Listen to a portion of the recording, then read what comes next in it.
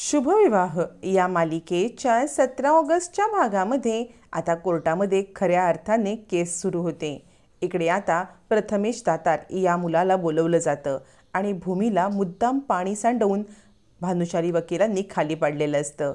आता भूमी ओरडते, मग प्रथमेश दातार धावत धावत येऊन भूमीला हात देण्याचा प्रयत्न करत असतो। या सगळ्यामध्ये अजूनही हे रिक्रिएशन चाललंय हे कुणालाही माहीत नसल्यामुळे सगळेजण घाबरतात। अचानकपणे भूमी पडली, तिला लागलं का म्हणून आकाश धावत पळत भूमीला उचलायला जाणार तर भानुशाली वकील त्याला थांबवतात।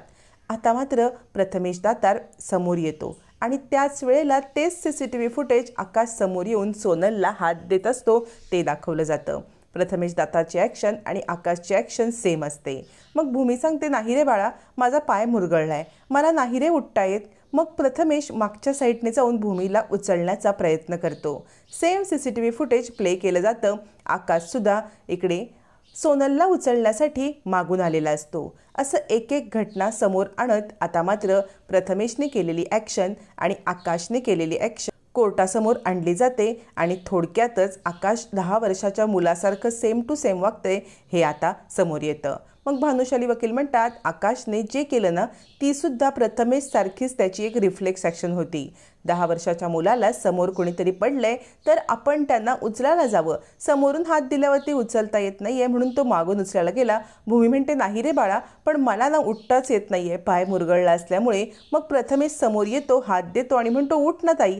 आता मात्र भूमी म्हणते, नाही रे, तू जरा जोर लाव, तू जरा जोर लाव, असं म्हणत ती प्रथमेशला हात द्यायला सांगते। त्यावेळेला प्रथमेश भूमीच्या अंगावरती पडतो। सेम CCTV फुटेज प्ले केलं जातं। आकाश सोनलच्या अंगावरती पडलेला असतो। आता मात्र थोडक्यात सगळ्यांच्या समोर आलेलं असतं। मग भानुशाली वकील म्हणतात, हे बघा, दोन्ही दृश्यामध्ये हेच साम्य आहे। ज्याप्रमाणे प्रथमेश भूमी महाजन यांच्यावरती जबरदस्ती करत नव्हता, त्याचप्रमाणे आकाश महाजन हे सोनलवरती जबरदस्ती करत नव्हते, तर ते तिला उठवायचा प्रयत्न करत होते, असं म्हणत भानुशाली वकिलांनी थोडक्यात सगळं मांडलेलं असतं। पण भेंडे वकील उठतात आणि म्हणतात, हे काय चाललंय कोर्टासमोर? हा मुलगा आहे, हा यांचाच साक्षीदार आहे, याला प्री प्लॅन करून यांनी इकडे आणलेलं आहे, त्यामुळे कोर्टासमोर हे सगळी नाटकं करायची गरज काय? भानुशाली वकील म्हणतात, मला माहिती होतं भेंडे, तुम्ही हे सगळं बोलणारच, त्यामुळे मी या मुलाला आणलेलंच नाहीये। या मुलाला रँडमली कोर्टाने आणि पोलिसांनी सिलेक्ट केलंय आणि त्याला 3 दिवस एका कोठडीत कस्टडीत ठेवलं गेलेलं होतं की कुणीही त्याची साक्ष बदलू नये, कुणीही त्याच्यामध्ये इंटरफेअर करू नये म्हणून। आणि ह्याची हवी असेल तर तुम्ही व्हेरिफिकेशन पोलीस आणि कोर्ट यांच्याकडून करू शकता। आणि हा मुलगा आम्ही निवडलेलाच नाही, हा पोलिसांनी निवडलेला आहे।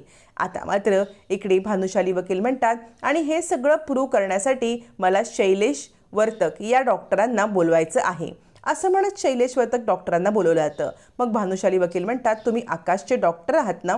शैलेश वर्तक म्हणतात, हो, मी आकाशचा डॉक्टर आहे। आकाशची मानसिक अवस्था फक्त एका 10 मुलाची आहे, 10 वर्षाच्या मुलाची असल्यामुळे प्रथमेश दातार म्हणजे एखाद्या 10 वर्षाच्या मुलाला घेऊन हे सगळं करावं अशी मीच सूचना दिली होती, कारण जे प्रथमेशने केलं तेच सेम टू सेम आकाश करणार अशी आपण अपेक्षा ठेवलेली पाहिजे।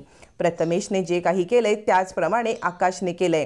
आकाश महाजन मोठे दिसत असले तरी त्यांचा मेंदू फक्त 10 मुलाचा आहे, 10 वर्षाच्या मुलाचाच आहे, असं म्हणत शैलेश वर्तकांनी आता कोर्टासमोर खूप मोठा खुलासा केलेला असतो। रागिणी विचार करते, हे भानुशाली वकील तर पुढचेच निघाले, आपल्याला आठवतच नाहीये, यांना आवरायचं तरी कसं, असा विचार करत रागिणी सुद्धा आता खूप चिडलेली असते।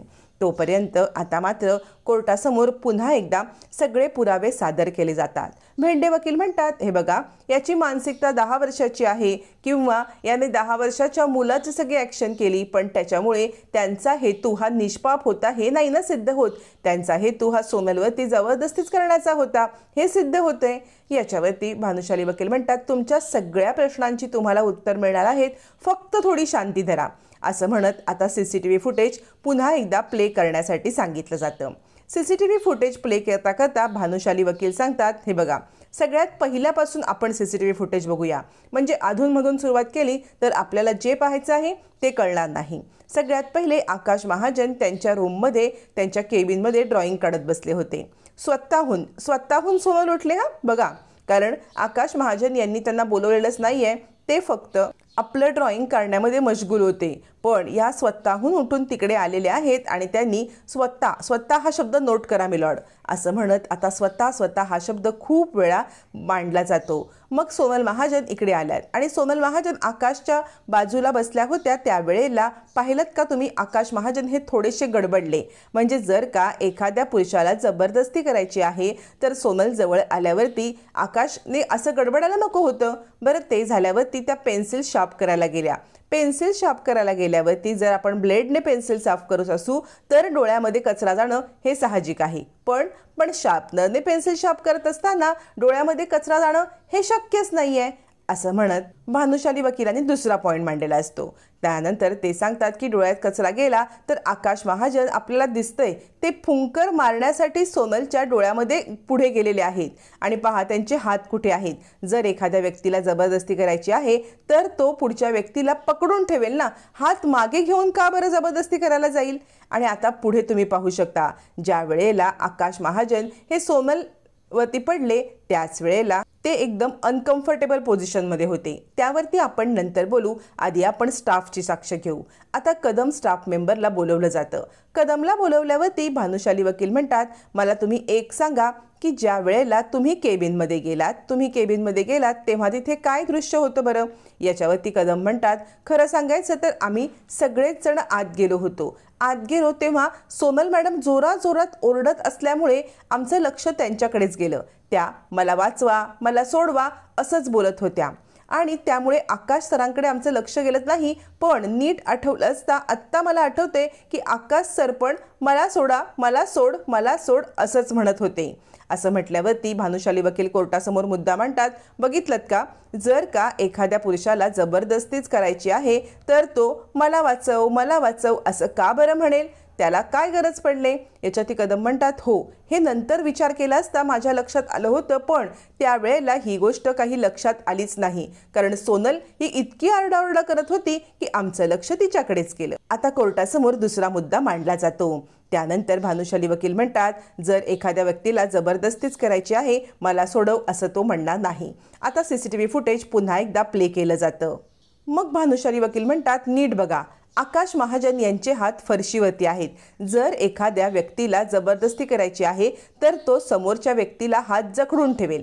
हात फरशीवरती का बरं ठेवेल. नीट सगळ्यांनी CCTV फुटेजमध्ये पहा की आकाश महाजन हे एका साईडला कलंडलेले आहेत. एका साईडला कलंडल्यामुळे त्यांना कम्फर्टेबल पोझिशन नाही आहे आणि मी सगळ्या कोर्टातील व्यक्तींची माफी मागत हे विधान करू इच्छितो की जर एखाद्याला जबरदस्ती करायचं आहे तर तो पहिल्यांदा आपली पोझिशन कम्फर्टेबल करतो, ना की अनकम्फर्टेबल पोझिशनमध्ये एखाद्यावरती जबरदस्ती करतो. असं म्हणत कोर्टासमोर आता सोनलच्या चिंधड्या उडालेल्या असतात. तिच्या खोटेपणाच्या सगळ्यांच्या समोर लक्तरं निघालेली असतात. भानुशाली वकील म्हणतात, यावरून अगदी स्पष्ट होतंय की माझ्या अशिलाने म्हणजे आकाश महाजन यांनी कोणताही जबरदस्तीचा प्रकार केलेला नाही आहे, तर या सगळ्यामध्ये त्यांना अडकवण्याचा फक्त प्लॅन केलेला आहे. कारण 10 वर्षाची मानसिकता असलेले आकाश महाजन हे कुणालाही जबरदस्ती करूच शकत नाहीत. तर उलट सोनल नाईक हिने त्यांना अडकवण्याचा प्रयत्न केलाय. त्यांना या सगळ्यामध्ये ट्रॅप केलंय. एका मानसिकदृष्ट्या दुर्बल असलेल्या माणसाला ट्रॅप केल्यामुळे मला असं वाटतंय सोनल नाईक हिला कठोरातली कठोर शिक्षा व्हावी मिलॉर्ड. आणि त्यानंतर आकाशच्या प्रिमायसेसच्या बाहेरचं CCTV फुटेज दाखवलं जातं. ज्या CCTV फुटेजमध्ये भानुशाली वकील सांगतात, बघा सोनल मॅडम केबिनमध्ये जायला निघाल्या पण ज्या वेळेला चंदू काका आत गेले मग सोनल मॅडम तिथेच घुटमळल्या. ज्या वेळेला चंदू काका बाहेर पडले ना तेव्हा सोनल नाईकने आता आतमध्ये एंट्री घेतली. याच्यावरून काय सिद्ध होतं बरं, हे सगळं प्री प्लॅन होतं. प्री प्लॅन करून सोनल नाईक आतमध्ये घुसली होती. या सगळ्यावरून एकच सिद्ध होतं, माझे अशील निर्दोष आहेत आणि दोषी आहेत त्या फक्त सोनल नाईक. माननीय कोर्टापुढे मी अपील करतो की माझ्या मानसिकदृष्ट्या हतबल असलेल्या किंवा मानसिकदृष्ट्या वीक असलेल्या आशिलाला या कोर्टाने न्याय द्यावा आणि सोनलसारख्या धूर्त मुलीला शिक्षा मिळावी असं म्हणत कोर्टासमोर खूप मोठा डावपेच करत अखेर आता खूप मोठी बाजी भानुशाली वकिलांनी मारलेली असते. कोर्टामध्ये आता जज साहेब सांगतात की थोड्या वेळासाठी कोर्ट रेस्ट घेईल आणि त्यानंतर या कोर्टाचा निकाल सांगितला जाईल. असं म्हणत जज साहेबांनी 10-15 मिनिटाची सुट्टी दिलेली असते. आता या सुट्टीमध्ये सगळेजण बाहेर बसतात. भूमीच्या लागलेल्या कपाळाला आकाश फुंकर घालत असतो. त्यावरती मानसी म्हणते, ताई खरंच काय कोर्टासमोर तू अगदी व्यवस्थित एंट्री घेतलीस आणि भानुशाली वकिलांनी धमालच केली. रागिणी म्हणते खरंच ग भूमी, म्हणजे तुझं जितकं कौतुक करावं तितकं कमी आहे. भूमी म्हणते आत्या मला माफ करा, बघितलंत ना मला हे सगळं माहिती होतं तर माझ्या जीवाला किती धोका होता ते, म्हणूनच मी तुम्हाला कुणालाच काही सांगितलं नाही, जेणेकरून तुम्हाला कुणालाही त्रास व्हायला नको, म्हणून मी तुम्हाला काहीच सांगितलं नाही. आता समजलं ना आत्या, तुमचा माझ्यावरती राग नाही आहे ना. रागिणी विचार करते राग कसला मूर्ख मुली, सगळं माझं तू 13 वाजवून ठेवलेस कामाचे. आता मात्र इकडे चिडलेली सोनल भेंडेंना म्हणते काय हो, ते भानुशाली वकील इतके स्मार्ट आहेत आणि तुम्ही इतके मूर्ख आहात की त्यांच्यापुढे हतबल होऊन बसलात. भेंडे वकील म्हणतात चुकी तुमची आहे, CCTV फुटेज खरं आहे ते तर नाही ना मी बदलू शकत, असं म्हणत भेंडे वकील आपले हात वरती करतात. आता कोर्टामध्ये एक शेवटचा डावपेच खेळणं बाकी असतं. कोर्ट आपला निकाल देणार त्याच्या आधी भानुशाली वकील म्हणतात मला सन्माननीय कोर्टापुढे सोनलची अजून एक वेगळी बाजू मांडायची आहे. भूमी महाजन यांनी आत्तापर्यंत फक्त प्रथमेश दातार यालाच नाही तर अजून एका व्यक्तीला आणलेला आहे, जी व्यक्ती सोनलचा खरा चेहरा आपल्या समोर आणू शकेल. आता स्वतः सोनलची आई आलेली असते आणि सोनलच्या आईची कोर्टामधली रिॲक्शन बघता सगळेच जण हादरतात. सोनलची आई सोनलच्या समोर येते आणि सोनलच्या सणकन एक कानाखाली लावून देते आणि म्हणते लाज वाटते मला तुला मुलगी म्हणायला, असं म्हणत अख्ख्या कोर्टासमोर सोनलच्या आईने खूप मोठा खुलासा केलेला असतो. सोनलचं दुहेरी आयुष्य, सोनलचं आकाशला फसवणं, सोनलचं सोनिया म्हणून वावरणं आणि एकदम फॅशनेबल राहत सगळ्यांसोबत मौज मजा करणं, हे दुहेरी तिचं जे जीवन असतं. त्याच्यामुळे ऑलरेडी कोर्टामध्ये बदनाम झालेली सोनल, आकाशवरती तिने स्वतः ट्रॅप करून हल्ला केला हे सिद्ध झालेली सोनल आणि आता आईने तिच्यावरती थोबाडीत देऊन लाज वाटते म्हटणारी सोनल, या सगळ्यामुळे सोनलची कोर्टासमोर काळी बाजू आलेली असते आणि सगळेच जण चकित होतात. आता मात्र भूमीने फक्त आकाशला न्यायच मिळवून दिला नाही तर सोनलच्या सगळ्या कारस्थानाचा पर्दाफाश केलाय. आता आपल्यावरती आल्यावर सोनल रागिणीचं नाव घेणार का, हे मात्र पाहणं फारच रंजक ठरणार आहे.